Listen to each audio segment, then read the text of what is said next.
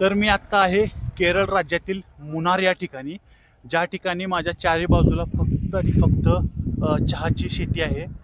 तर माझ्या मते मुन्नारला येण्यासाठी परफेक्ट सीझन म्हणजे हा आहे, जानेवारी, फेब्रुवारी, March. Now you filled me 20 years. 20 years in this field? Yeah, other my age 45. No, I'm not believe. No, your age is not more than 25. You.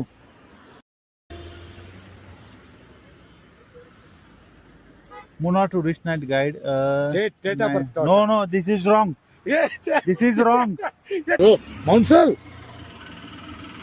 Let's go. Let's go.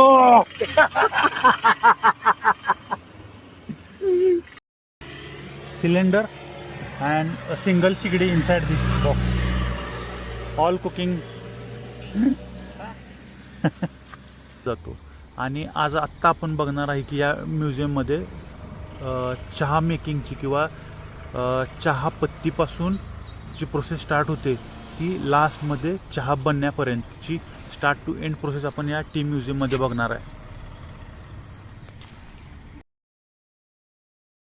Munnar अजून पण 110 kilometre आहे, म्हणजे 3 तास 20 मिनिटं इतकं दाखवतंय.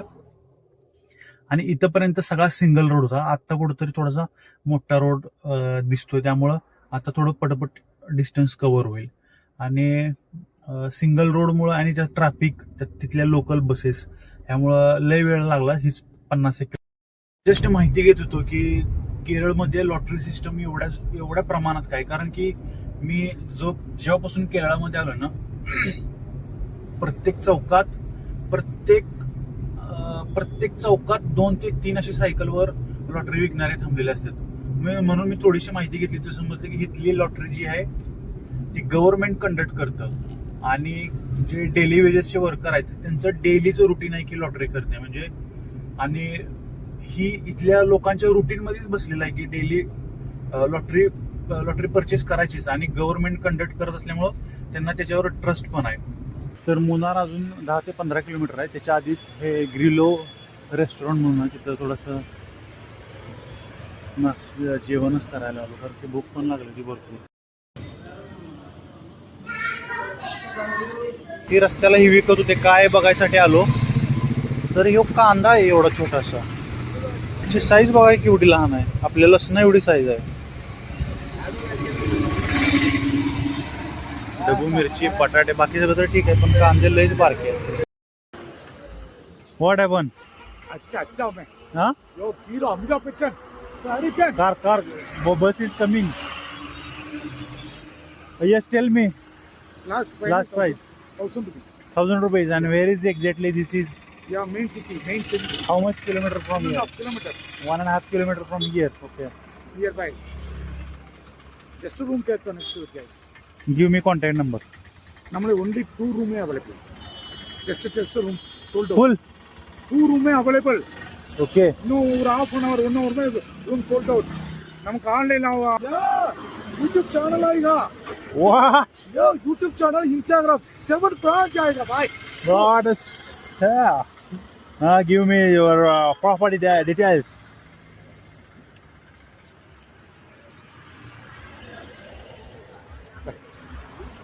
This motel. Okay. Check. This is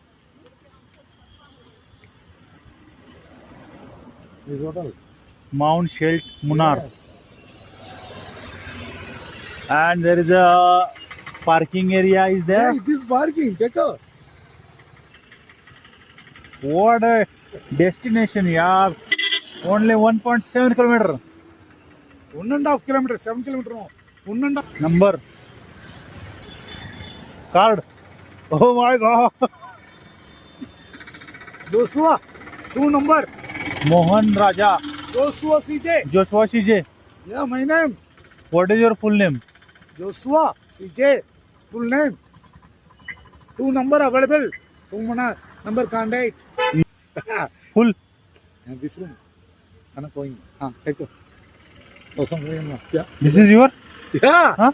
Yes. So, Mounsel. Let's go. Let's go. because I am using booking.com to book, and first you are new to booking.com. New on booking.com. Yeah. Okay, no problem. Now you filmed me 20 years. 20 years in this field. Yeah. Adam, my age 45. No, I'm not believe. No, your age is not more than 25.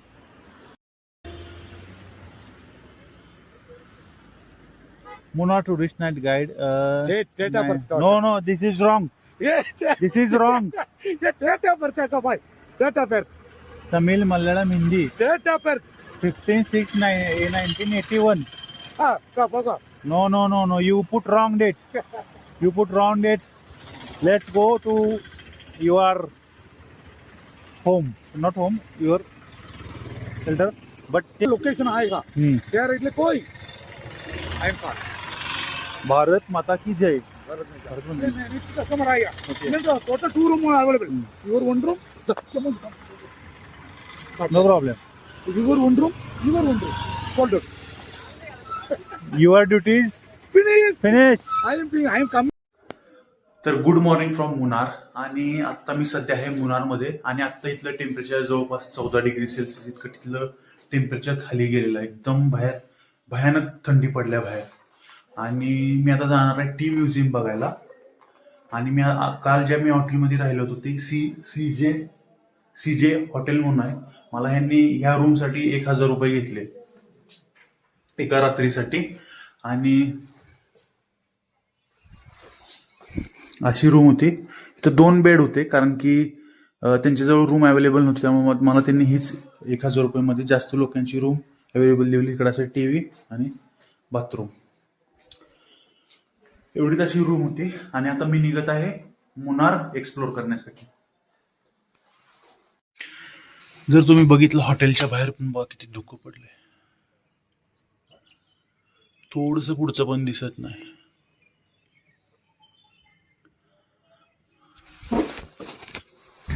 एवढी जास्त थंडी असल्यामुळे मला आज jerkin घालायला लागलं. तर बघूया कुठंपर्यंत मला जर्किन, किती वाजूपर्यंत जर्किन घालायला लागते, कारण की परत दुपारी ॲज इट इज गरम व्हायला तसं चालू होतं. गरम चहा पिण्याची इच्छा होती भरपूर, पण आता टी म्युझियम मध्येच निघालोय. तर तिथं जर असेल अवेलेबल चहा फ्रेश एकदम, तर तिथंच पिन म्हणतोय चहा.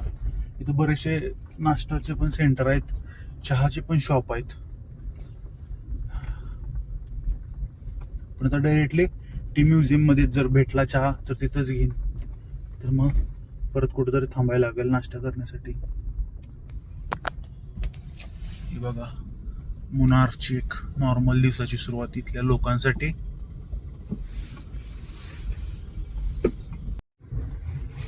तर जस्ट आता टी पोस्टच्या इथं पोहोचलो, आणि इथले जे व्यक्ती होते त्यांनी अशी माहिती दिली की टी पोस्ट ओपन होण्याचं टायमिंग 9 वाजता ओपन होतं, आणि इथलं तिकीट प्राइस आहे 150 रुपये. आणि 1 तास प्रॉपर त्यांनी पूर्ण स्टार्ट टू एंड प्रोसेसची माहिती देणार. तर आता 9 वाजायला तर अजून जवळपास 1 तास बाकी आहे. म्हणलं तोपर्यंत नाश्ता केलेला नाही तर नाश्ता करून येऊ, म्हणून मी परत चाललोय मुनार सिटीमध्ये. जास्त लांब नाही, 2च किलोमीटर आहे. परत एकदा मुनारमध्ये जातो, नाश्ता वगैरे करतो, आणि परत एकदा येतो टी म्युझियम बघण्यासाठी.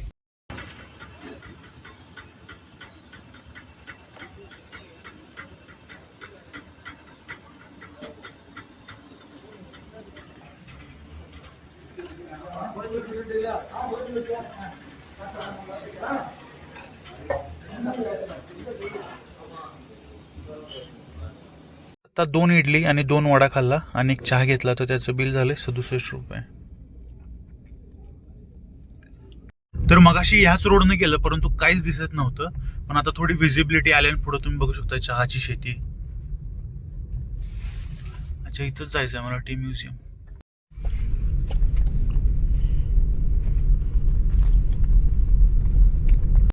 तर मी आहे आता मुनारच्या टी म्युझियमच्या पुढं, आणि चहाचा इतिहास या मुनारशी 1900 पासून जोडला आहे. ज्यावेळेस ब्रिटिश लोक इथे आले, त्यांनी या हिल स्टेशनचा उपयोग चहाची शेती करण्यासाठी केला.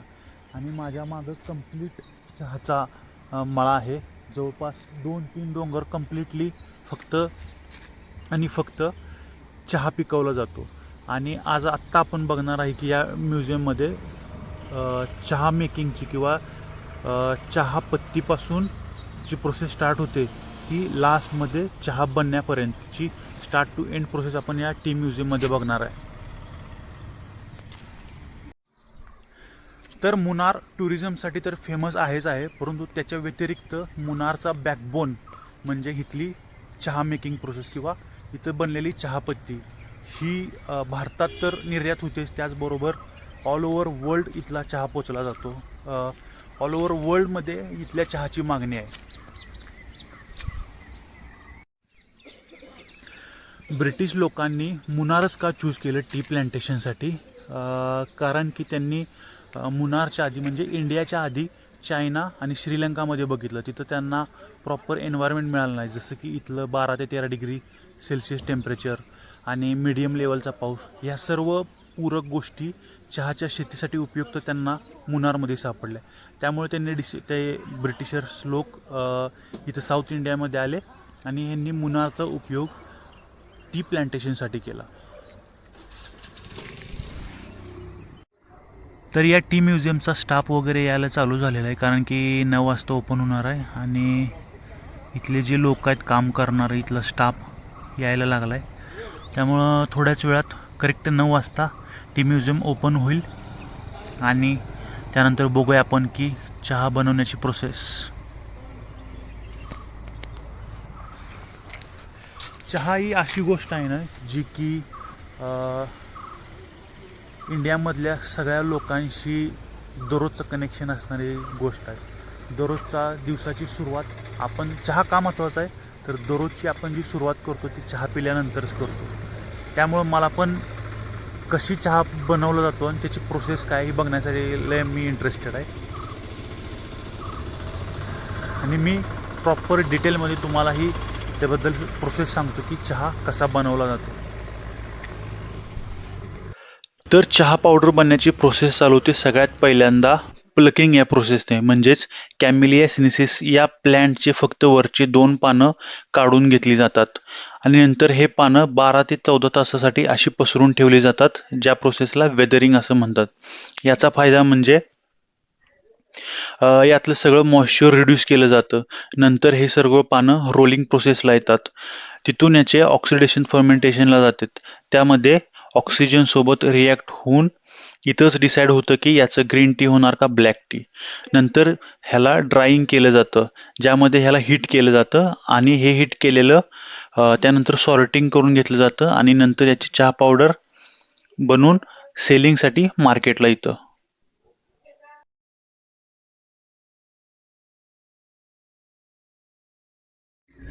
तर टी म्युझियममध्ये टी मेकिंग प्रोसेस बघून झालेली आहे आणि माझा जायचा रूट कोईमतूर मार्गे असल्यामुळं मला ऑन द वे जे स्पॉट लागतात त्याच्यानुसार नयमकुडी वॉटरफॉल, ॲनिमुडी व्ह्यू पॉईंट आणि इरिविकुलम नॅशनल पार्क ह्या गोष्टी लागतात. तर ह्या 1 बाय 1 आहेत. तर मी ह्या सर्व डेस्टिनेशनला जाईन आणि तिथं जाऊन चेक करीन की किती वेळ लागतोय.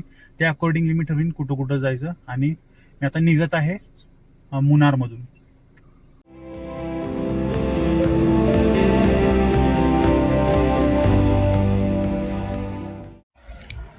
तर मी आत्ता आहे केरळ राज्यातील मुन्नार या ठिकाणी, ज्या ठिकाणी माझ्या चारी बाजूला फक्त आणि फक्त चहाची शेती आहे आणि समुद्र सपाटीपासून हे अंतर जवळपास 1600 मीटर इतक्या हाईटवर आहे. ब्रिटिश लोक आली, त्यांनी ह्या जागेला चूज केलं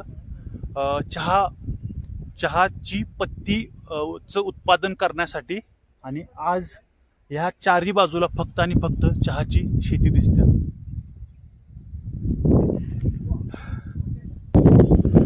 कुणी सुद्धा नाही, तर मी फक्त आज आलोय या ठिकाणी. मी फक्त आणि फक्त एकटाच आहे आणि गेले 20 ते 25 मिनिटं झालं मी फक्त इथे शांत बसलोय. मला माहित नाही मी परत मुन्नारला येईन नाही येईन, त्यामुळं आज आलोय. तर मी भरपूर वेळ इथं घालवीन, मला माहित नाही मी किती वेळ इथं बसीन, पण ॲटलिस्ट 1 ते 2.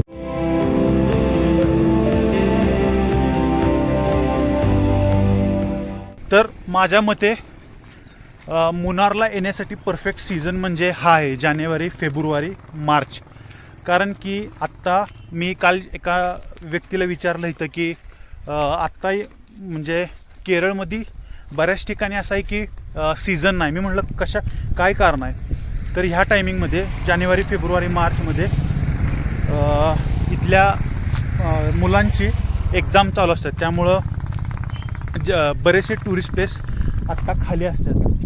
त्यामुळं जर तुम्हाला पॉसिबल झालं तर ह्या सीझनमध्ये आला तर तुम्ही पण माझ्यासारखी स्वस्तात मस्तमध्ये आणि कमी टुरिस्टच्या गर्दीमध्ये तुम्ही मुन्नार फिरू शकता, एलेपी फिरू शकता, वायनाडला जाऊ शकता. असे बरेचसे ठिकाण आहेत जिथं तुम्ही स्वस्तात जाऊ शकता ह्या सीझनमध्ये. अदरवाईज तुम्ही बाकी वेळ आला तर थोडंसं एक्सपेन्सिव्हमध्ये थोडेसे पैसे खर्च करावे लागतील, नाहीतर तुम्हाला सेमच सौंदर्य बघायला भेटेल. मी अशा वेळी आलो आहे ज्यावेळीस केरळला गर्दी कमी आहे आणि मी मुद्दाम ह्या सीझनमध्ये आलो. तर मी आता निघत आहे माझ्या पुढच्या प्रवासासाठी आणि परत येईन, मी नक्कीच येईन मुन्नारला.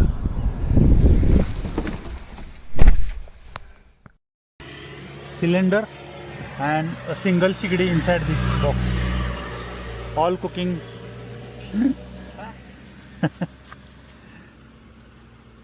இப்போ தம்பி இங்கே வந்து ஒரு எவ்வளோ நாள் ஆச்சுன்னு எப்படி கேட்குறது? இல்லை இங்கே ட்ராவலிங் டேஸ் எத்தனை? 10 days. 10 days. Yes, yesterday I am in LAP. Before that, Wayanad. Work I working in IT company. IT company. In Mumbai. 10 days holiday. Solo, alone. Munnar வேற going place. Now I am returning to my Mumbai via Coimbatore.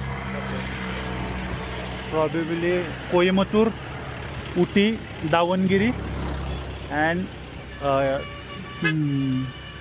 Mumbai Bangalore highway. Okay. Coimbatore போய் அப்படியே பெங்களூரு மும்பை மகாராஷ்டிரா போட்டிருக்கு. Huh? Maharashtra மும்பையா Maharashtra இதாகும். This passing. இது MH Maharashtra. MH Maharashtra. Yes. Many people from Tamil Nadu working in my company. அப்படியா? எந்த place? Mumbai. In Mumbai. இது இது டயாடு இது Huh? சிங்கிளா கோயிங் டயாடு. Tired while driving? No, I like driving. Drive life. Driving, I like. If I am tired, I will put my car side like this. Wait, sleep if required. Sleep. Safety Safety. இல்லை சேஃப்டியான இடம் பங்கு அந்த மாதிரி ஸ்டாப்பா இல்லை எங்கே வேணுமாலும் stop பண்ணிடுவீங்களா? If there is a petrol pump or a hotel, okay okay. Hotel petrol pump. bus stand, okay okay. like this, where a proper CCTV camera is there. But Kerala is safe. Safe. Kerala is everywhere. You can